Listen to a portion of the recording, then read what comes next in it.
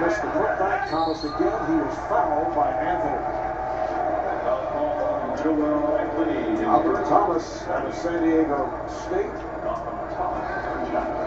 88-64 Heat. 26 seconds left to go in the fourth.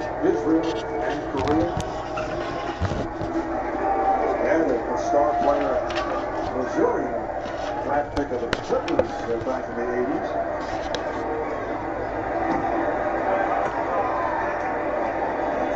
Albert Thomas played only 7 games this season, a late addition to the squad by the Bulls. Well, for Chicago, we got to fill up the cup somehow between now and Wednesday. You've got to wow, 88-65. and hope that you can find a hot hand. So few options to choose from offensively for Tom Thibodeau, but they've survived with guys like Bellinelli and Nate Robinson, Jimmy Butler getting hot. And they didn't have anything going tonight. Not a single Bulls player shooting better than 50% other than Nazi Muhammad 1 for 1. Wow, did you hear that? Final seconds as Gibson fires one down. A busy night for our statistical and research crew with all the lows that we have been mentioning. Statistician Brian Taylor, our graphic coordinators JP Jeff Paris and Sam Poulos. Thanks to our producer Scott Cockerell, our director Renato Lowe, associate directors Billy Proctor and E.T. Swamper. Final score, the Miami Heat 88 and the Chicago Bulls 65. Wow. So Miami up 3-1. Let's go to Craig with LeBron. Well, LeBron, is there a time when you sense you have a team that's being worn down, as tonight perhaps the Chicago Bulls were? You know, that's what we want to do. We just try to wear teams down throughout a series and try to get better each and every game. And, you know, we've done that. From game 1 to game 2 to game 3 to game 4, we've improved each and every game, and that's good. The defensive numbers tonight go in the record books. Only 9 points for the Bulls in the third quarter, shooting about 25% for the game. You're upset when you didn't get Defensive Player of the Year award. Well, tonight they announced the all-defensive team, and you're leading vote getter. Is there any consolation in that? You know, first of all, you know, the coaches, you know, much respect to all the coaches that voted me in. As our defensive team, it's an honor. Yes, I was a little upset about not being Defensive Player of the Year, but I am happy that the coaches see what I do on that side of the ball. Speaking of defense, one of the adjustments after game 1 was seeing Norris Cole get more playing time guarding Nate Robinson. What impact does he have? Well, you know, Nate is very fast, very strong, very quick.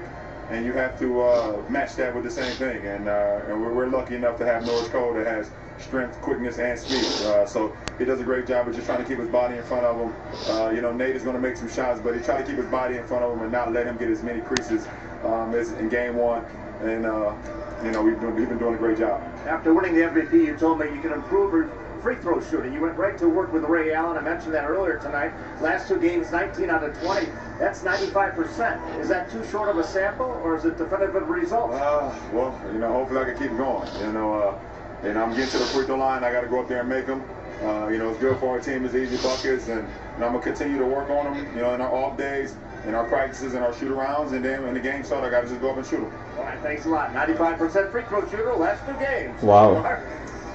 Thank you, Craig, and another outstanding performance for LeBron James. 9 of 20 from the field, 27 points, 8 assists, 7 rebounds, and he played 43 minutes. He was the high point man. Again, the final score, the Heat over the Bulls 88-65. They take a 3-1 series lead. We'll have game 5 from Miami here on TNT on Wednesday night. So for Steve Kerr, Craig Sager, and the rest of the crew, Marv Albert saying good night from the Windy City. You've been watching the NBA on TNT, the exclusive home of the 2013 Eastern Conference Finals. We'll take a break, and then it's on to Ernie, Kenny, Charles, and Shaq back in our Atlanta studio.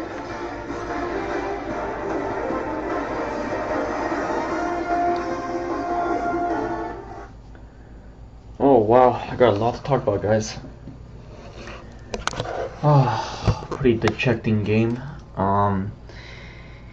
You can see the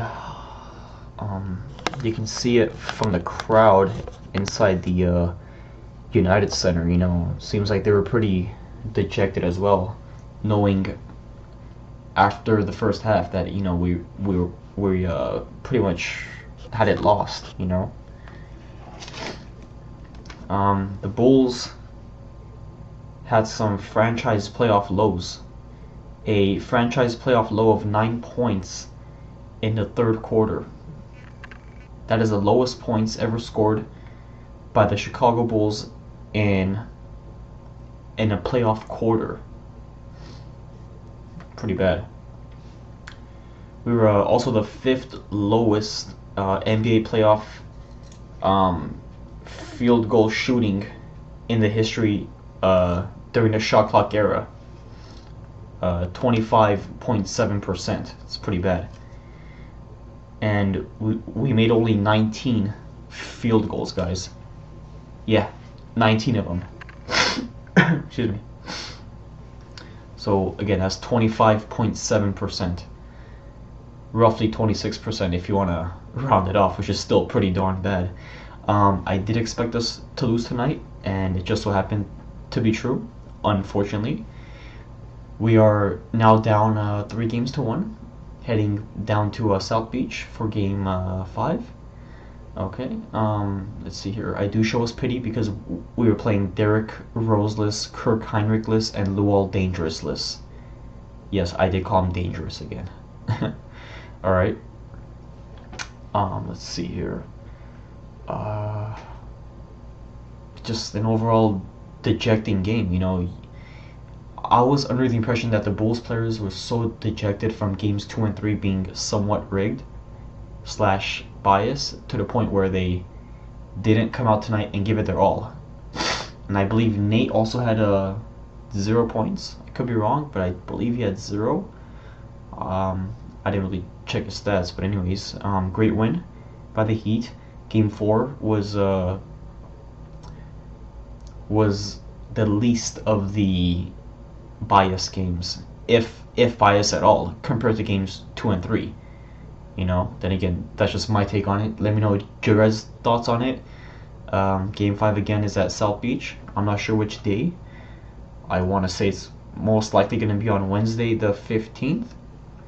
Okay, and I do expect us to lose in game 5 for 4-1. I hope I'm wrong, because I predicted us to win in game 6, 4-2. But let's just see how it's gonna play out. Alright guys, thank you for watching. Go Bulls, and have a blessed day. Alright.